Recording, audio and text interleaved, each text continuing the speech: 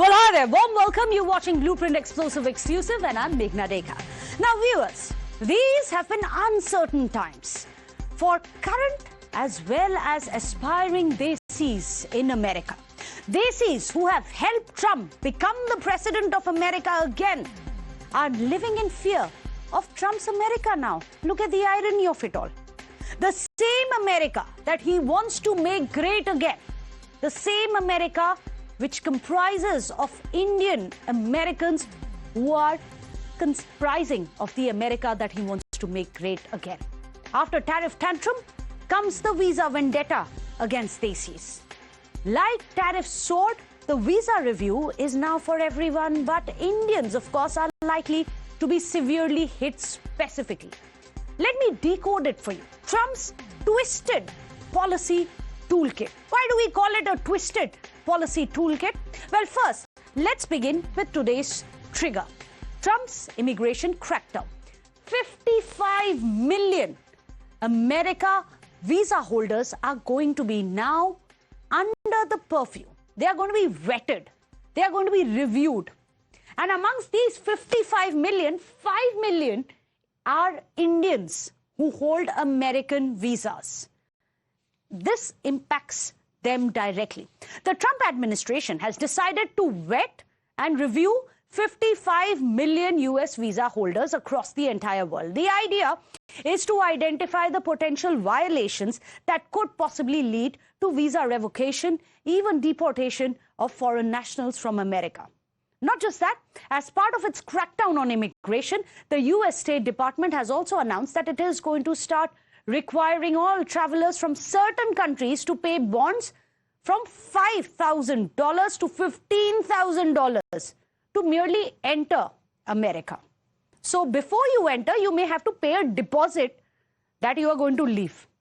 But let's tell you about the grounds for ineligibility. If you have an American visa, are you under review? What is going to be the grounds for you being deported back to India? Here you have it. In case the visa, you have overstayed on your visa. That is one of the grounds. Second one is if you indulge in any criminal activity in America, you are likely to be deported. You also may be deported if you are deemed to be a threat to public safety. Of course, it is Americans who are going to decide that. You'll also be deported back to India if there are any links to terrorism, as per America. And here's what will be examined by the Trump administration. How are they going to decide this and get all this information? They're going to do it via social media accounts. They're going to be reviewing and going through everything you put on a Facebook, on Twitter, on Insta, review all of it and make up their mind whether you are going to be a threat to America or not. Also, law enforcement records are going to be pulled out of anyone who has an American visa, whether or not they have any kind of record in any other country as well.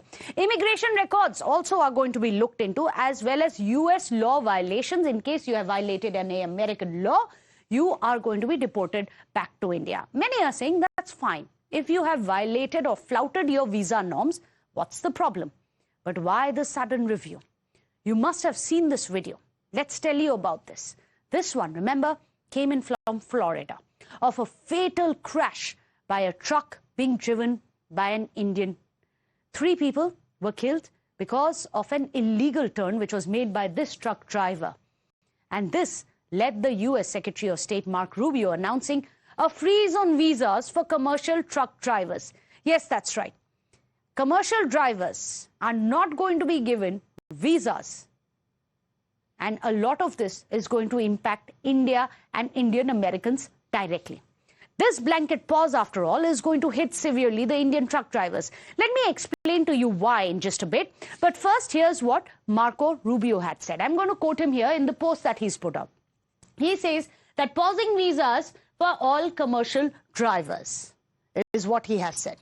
He said it is a body blow for Indian truckers. Why? Because H-2B visas for truckers in the year 2025 was 1,490.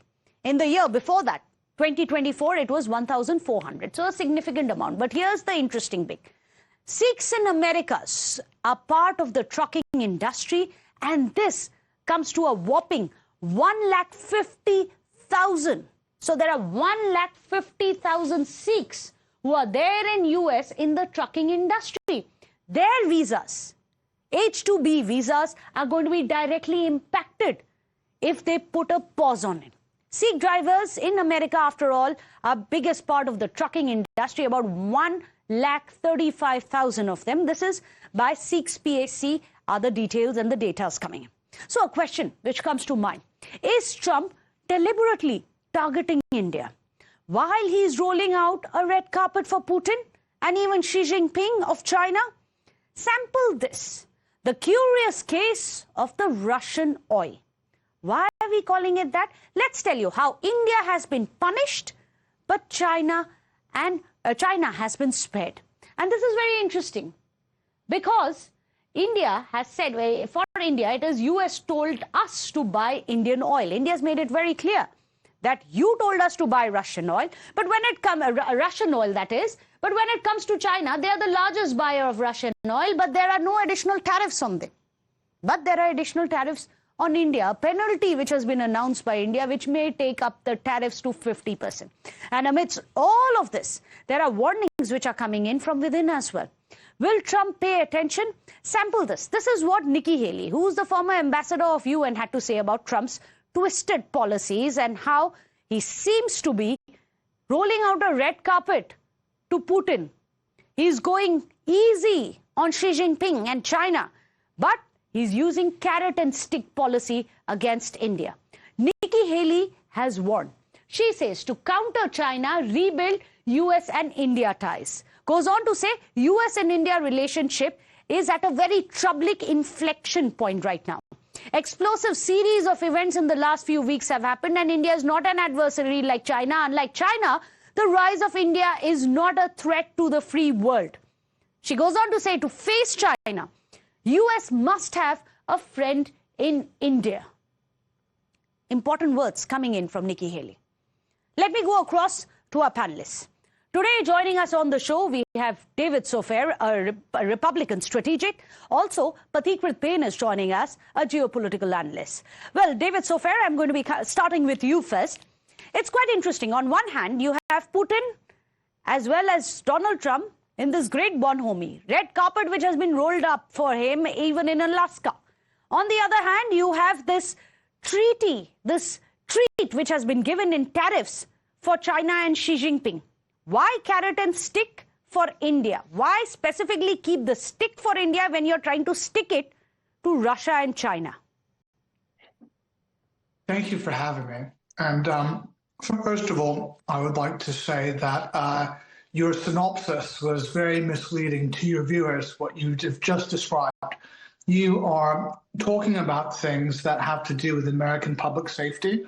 And, you know, while we have to make our citizens safe and we have to make our immigrants safe in America, which are all good things. Now, for America to go in there and say, hey, look, we're going to check you out in social media or do a criminal background check or check out your finances before you enter America is a good thing.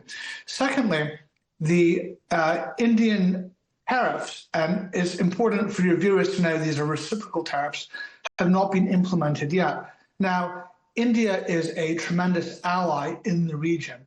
It's the biggest democracy in the world, and they are steadfast allies. So we are not alienated from working with our strategic partner, our democratic partners, India. So we are in good relations. We are actively having talks with 50% tariffs, is that good relationship? So, right, so those are reciprocal tariffs that have not been implemented yet. So let's be clear there, right? So to all the viewers out there, those tariffs have not been implemented yet. It's less than 5 days away, David Sofair. And also, if I may be permitted to point out, India is being penalized. What's the reason for buying Russian oil? Isn't it true? But India is not the biggest importer on Russian oil. Can we get the facts right? Sure, absolutely. And we should get the facts straight here. And we are getting the facts straight. So those tariffs haven't been implemented on this ongoing negotiation here. So that is the facts, right? So it's you have. Is India the largest importer of Russian oil, that India faces the largest amount of sanctions and penalty? Are they the largest importer of Russian oil, that's yet to be seen. I would say, no, it's not. They're not the largest importer of Russian oil. It's not. That's our friends, the Chinese. Then why not penalize China? Well, I mean, they are, but they have a penalty as well. And they have. Well, actually, there's a pause on the tariff against China. Is that not true? We are, the administration is renegotiating terms. Isn't it true that you went from 135% tariff to what, 30%, 35% now to China? Again, those have not been implemented yet, and it's a rolling negotiation that is being sorted out in the administration. Also, David Sofair, would it be true? Because you asked about the explainer that I gave at the beginning. Isn't it true that India is not the largest importer of Russian LPG as well? With LPG, it's different because, they have their secondary markets where that's traded on. So it's, something. Who are the largest importers of Russian LPG? Indulge me in that, please. Well, there are different routes to market to source that, right? So there are different exchanges to source that. In the meantime, we are renegotiating terms for American stability and strength. With our biggest ally in the region, which is India. Yeah. So, when you came on and were minimizing things about, the rules of the roads and truckers, and it's unfortunate that this trucker in Florida who was there illegally has a grievous violation of public safety, and hang on, who killed 3 people. We've got to speak up about those things and make America safe again. And so that's what we're doing. Okay, yes, it is very unfortunate. It is very unfortunate. I agree with you that 3 Americans were killed in that unfortunate incident with the truck. Of course, there are shootings in America. I'm sure you are going to be caring about American laws as well. But anyways, let me bring in Pathikrit Payne. Does this add up for you, Pathikrit Payne? How should India be viewing this? We are being penalized by Russia, but Russia gets the red carpet. We are being hit with a stick. We are now cozying up to China, but China also gets this treat when it comes to tariffs. But India does not. How is India going to be viewing this? What are our options, Pathikrit? Well, first and foremost, the Trump administration tried to be strict with the Russians and the Chinese. President Trump said to the Russians that there will be severe consequences if Russia doesn't agree to the ceasefire. The Russians did not agree to the ceasefire, and nothing could be done by the Americans to the Russians. Secondly, they tried to be very strict to the Chinese as well with the 245% tariff. Then they realized it would have severe impact on the American consumers just before the Christmas. That is politically very challenging for the Trump administration, so they withdrew. They thought India is a soft target, but it is not, because all these are pressure tactics so that we open up our poultry, fisheries, dairies, and agriculture market. India will not open those markets at all. It is up to the Americans to decide who they want to keep, who they want to go, throw out. That is their choice within the United States. But let me say the migrants have contributed immensely to the American economy, and if they think that they can shut off everybody, throw out everyone, and if that's going to help the Americans, well, so be it. That's their choice. Now, there is a lot of hypocrisy as well. On one hand, Trump administration calls India a dead economy. That word was used by President Trump himself, wrote in Truth Social. And look at the hypocrisy. This week itself, the U.S. Deputy Assistant Secretary of Defense, Dr. Andrew Byers, was in India talking to India's Ministry of Defense and discussing what defense procurement and commitment to further strengthen India-US defense partnership.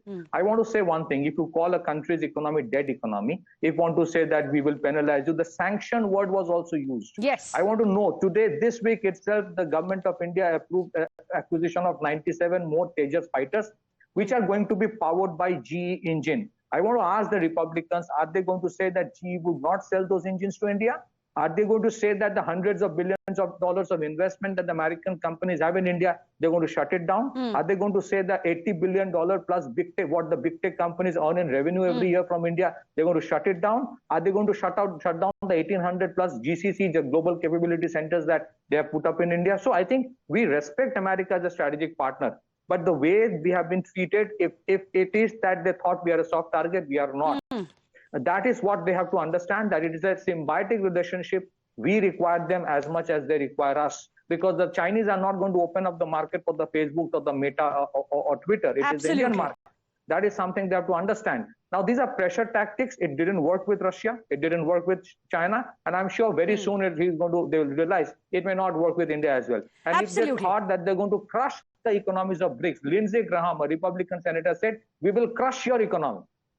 So the Chinese and the Indians have their own problems. But eventually, Trump administration is doing the impossible possible by bringing all these countries together by his animosity towards all of them. So I think in a way, if they decide that immigrants David Sofair, yes, David Sofair, it is Nikki Haley, a former US ambassador to the UN, so she knows a thing or two. She has already warned that US-India relationship is very troubling right now. India is not an adversary like China.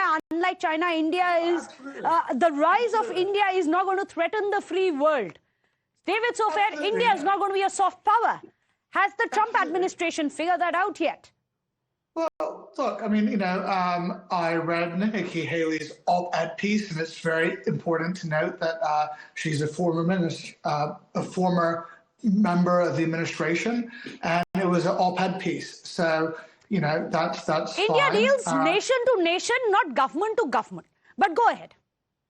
Sure. So, you know, we are actively negotiating terms and tariffs and making America fair again when it comes to trade and safety. And, you know, public safety should be a bipartisan thing. You know, I think that if a national from any country comes in and, you know, breaks the law, like as in regards to the trucker, it's a public safety concern. Could you imagine if an American came in without the right documentation and did an illegal U-turn and killed 3 Indian citizens? How would you feel about it? You know, where the guy's from is irrelevant. This is not a crackdown on India or any country for that matter.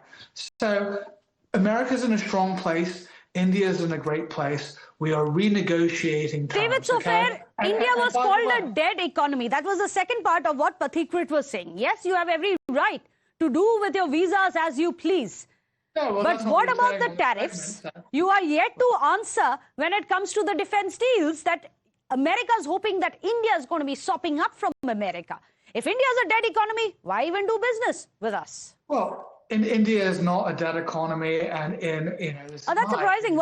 That's what the president had said. So. Well, this is what I have to say. So India is not a dead economy in regards to the GE deal. It's not dead as well. So we'll see how that unfolds. In this administration, things. Excuse me. That's okay. Things move at the speed of Wi-Fi. So they are lightning fast. A lot of things, you know, are moving, you know, very fast, and deals and the narrative is subject to change in a very, very fast way. So when absolutely, and I couldn't agree with you. I absolutely agree with you on that point. Pathikrit Payne, I have 30 seconds left. India moves fast, and there are realignments happening. Prime ministers headed to Beijing. What do you make to China? What do you make of the realignment which is happening right here? No, I still believe that realignment does not mean that we are going to give up on our friendship and strategic partnership with the United States. That is very much there. But the only thing is that mutual agreement pivots around mutual respect. Now, the mutual respect has been lacking for quite some time. That is something the Americans must introspect. We are a strategic partner. We cannot be a lackey. We cannot be you know, a follower. We cannot be pipered or threatened by all these tariff threats. That's we'll be partners, but we'll be equal partners, will not be lackeys. Respect is something you earn and you give. We'll leave it there. Thank you so much, gentlemen. David Sofair as well as Pathikrit for joining us here on the show. Without a short break, stay tuned.